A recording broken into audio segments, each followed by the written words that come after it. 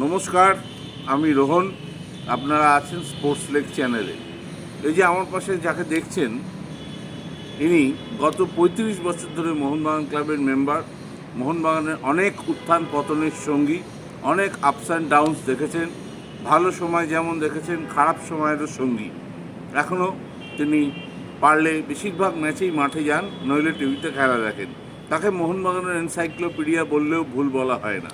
বাপ্পা রায়চৌধুরী।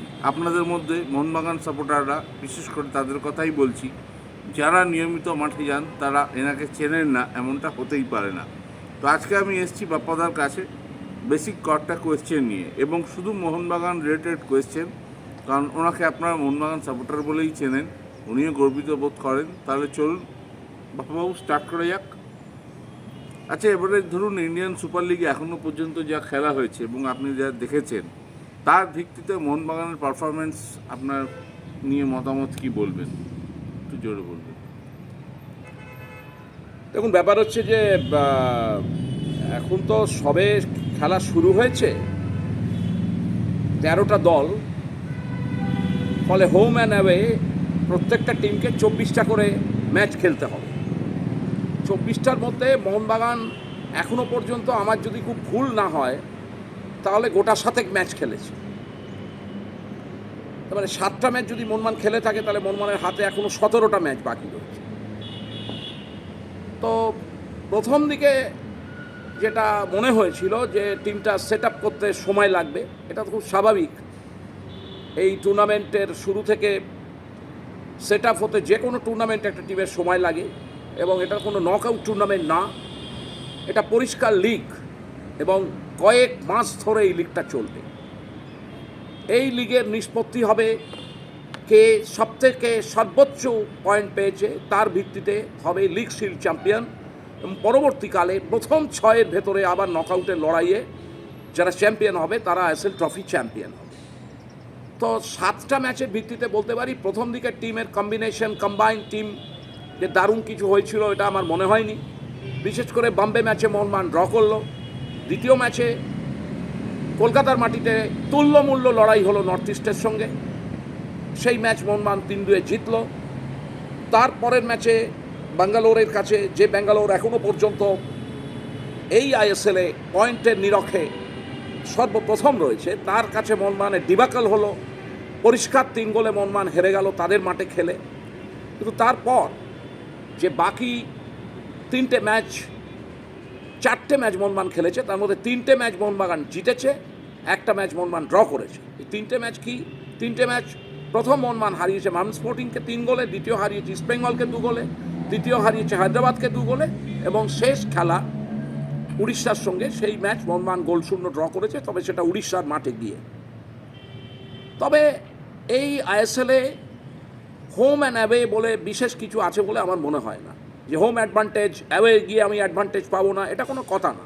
ব্যাপারটা হচ্ছে এই টিমগুলো, যে 13টা টিম খেলছে, তারা প্রত্যেকেই, আমি মনে করি, তারা যোগ্যতা অর্জন করে এখানে খেলতে এসছে, এবং তাদের মধ্যে তুল্যমূল্য প্রতিদ্বন্দ্বিতা হবে।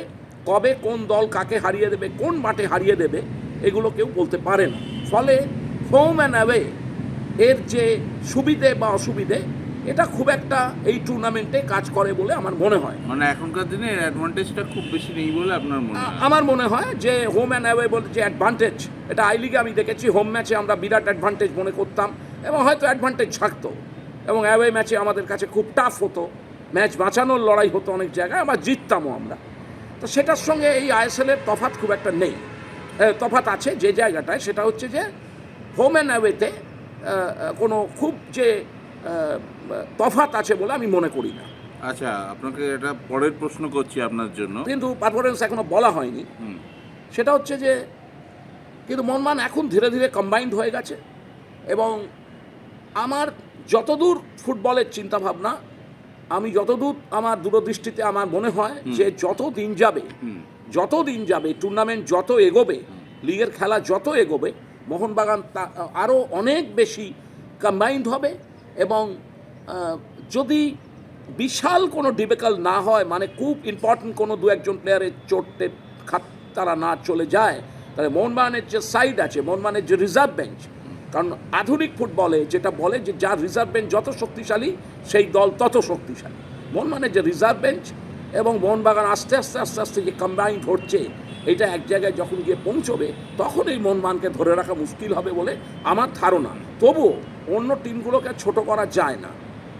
এমন কিছু টিম আছে ধারে কাছে যাদের সঙ্গে মোহনবাগানের তুল্যমূল্য লড়াই হবে, কিন্তু মোহনবাগান কাউকে ছেড়ে কথা বলবে না এবং আমার ধারণা মোহনবাগান যতদিন যাবে ফলাফল আরও ভালো করবে। আচ্ছা, মোহনবাগান ছাড়া এই যে আপনি বললেন কয়েকটা টিম যারা মোহনবাগানকে টক্কর দিতে পারে, এদের মধ্যে কাকে কাকে আপনি রাখবেন?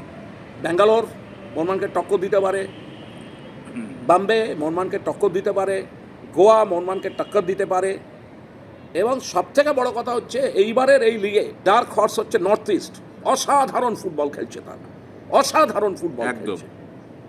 এবং শুধু নর্থ ইস্ট মোহনবাগান নয়, নর্থ ইস্ট অনেক টপ টপ টিমকে টক্কর দেওয়ার ক্ষমতা রাখে। সুতরাং আমার মনে হয় এই কটা দল, তাছাড়া উড়িষ্যা, কেরালা, এই দলগুলোর নাম আমি বলতে পারি প্রথম 5-6টা দল যারা মোহনবাগানকে সমানে সমানে কড়া টক্কর দেবে। ইস্টবেঙ্গলকে আপনি রাখবেন না এর মধ্যে? দেখুন, ইস্টবেঙ্গলের বর্তমান যে অবস্থা রয়েছে, আমার মনে হয় যে ইস্টবেঙ্গল যদি ওদের কোচ পরিবর্তন করেছে, এবং সবসময় আমরা এটা দেখেছি, অতীতেও আমরা দেখেছি যে পরিবর্তন হলে একটা সামান্য কিছু খেলার হেরফের হয়, উন্নতি হয়। তবে আমার ব্যক্তিগত ধারণা ইস্টবেঙ্গলকে দেখে যে ইস্টবেঙ্গল যদি তার এই নেক্সট যে উইন্ডো আসছে জানুয়ারি মাসে, ইস্টবেঙ্গল যদি তাদের বিদেশিদের ক্ষেত্রে একটা মোটামুটি রদবদল না ঘটাতে পারে, তাহলে ইস্টবেঙ্গল কতটা লড়াইয়ের ভেতর থাকতে পারবে বা কতটা টক্কর দিতে পারবে মোহনবাগানের মতো টিমকে, I have got every doubt.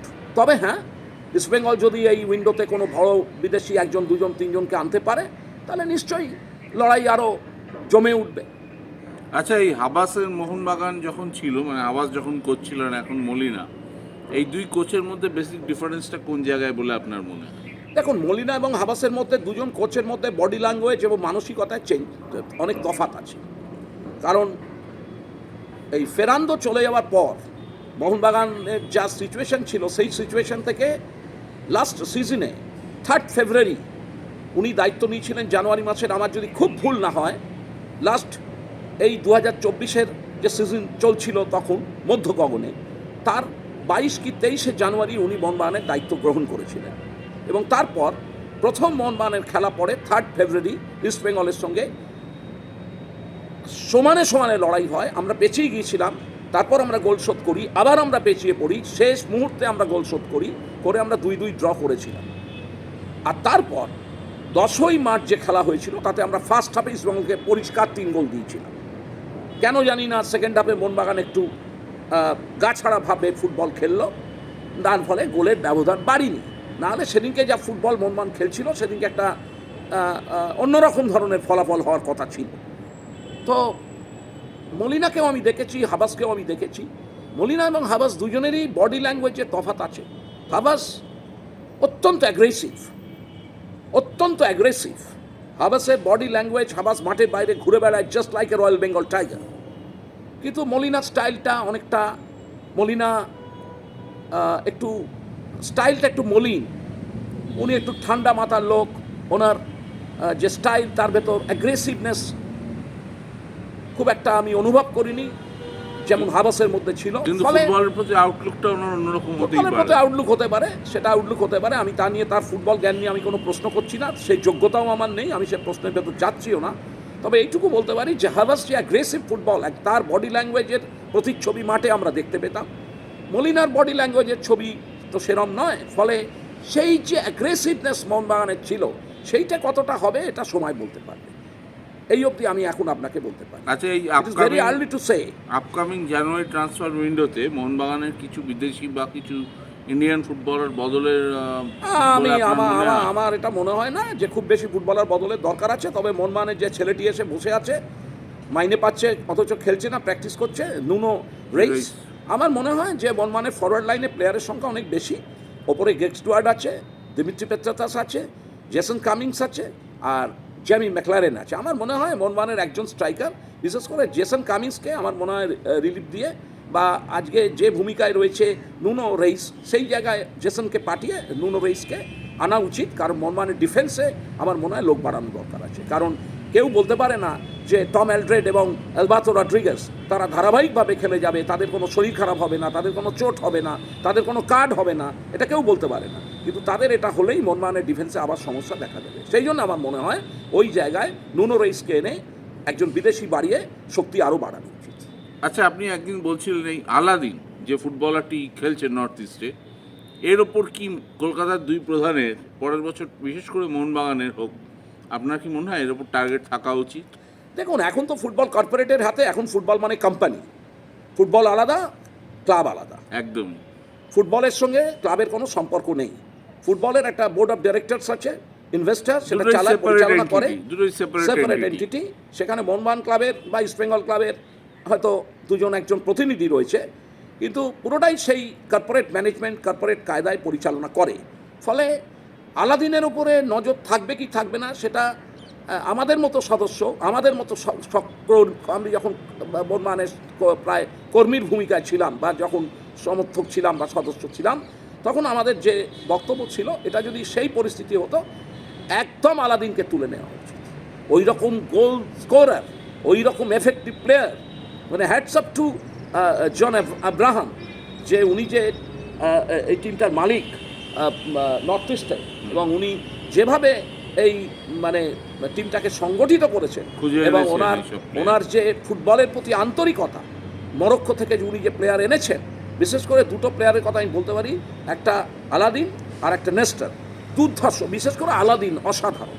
এবং মোহনবাগান এবং ইস্টবেঙ্গলের যারা প্রতিনিধিরা যারা এই বোর্ডে রয়েছে, তাদের উচিত আগামী দিনে এই প্লেয়ারটাকে যাতে নেওয়া যায়, তার জন্যে তার ইনভেস্টরের সঙ্গে এখন থেকেই একটা আলোচনা করা বা কোচের সঙ্গে কথা বলা। আচ্ছা, আপনাকে শেষ প্রশ্ন, মোহনবাগানের সামনে এখন তো এফসি চ্যাম্পিয়ন্স লিগ নেই এবছর, যে কোনো কারণেই হোক মোহনবাগান নেই, সেই তর্ক বা বিতর্কে আমি গেলাম না, সাফ প্রশ্ন করছি, তাহলে এবছর প্রধান টার্গেট মোহনবাগানের কি হওয়া উচিত? 3টে ট্রফি টার্গেট হওয়া উচিত। ফার্স্ট টার্গেট হওয়া উচিত আইএসএল এর লিগ শিল্ড চ্যাম্পিয়ন, সর্বোচ্চ পয়েন্ট পেয়ে। দ্বিতীয় টার্গেট হওয়া উচিত আইএসএল এর নকআউট চ্যাম্পিয়ন ট্রফি, এবং তৃতীয় হচ্ছে এই সিজনের মধ্যে 31 মের মধ্যে সম্ভবত অনুষ্ঠিত হবে যে কোনো স্টেটে সুপার কাপ, সেটাও চ্যাম্পিয়ন হওয়া উচিত। তিনটেই চ্যাম্পিয়ন হওয়া উচিত বলে বা টার্গেট করা উচিত বলে আমার মনে হয়। তারপর কি জিতবে না জিতবে সেটা মাঠে বোঝা যাবে। ধন্যবাদ বাপ্পা রায়চৌধুরী আমাদের সময় দেওয়ার জন্য। আমাদের দর্শকদের একবার আপনি একটু হ্যালো বলে দিন। হ্যালো। আপনারা আশা করি এনজয় করেছেন বাপ্পাবাবুর ফুটবল এক্সপ্লেনেশন অ্যান্ড ব্যাখ্যা। আশা করি সঙ্গে থাকবেন এবং এই ইন্টারভিউটা সম্পর্কে আপনারা কমেন্টস অবশ্যই করবেন। দেখতে থাকুন স্পোর্টস লেগ, সাবস্ক্রাইব করুন। থ্যাংক ইউ, ধন্যবাদ।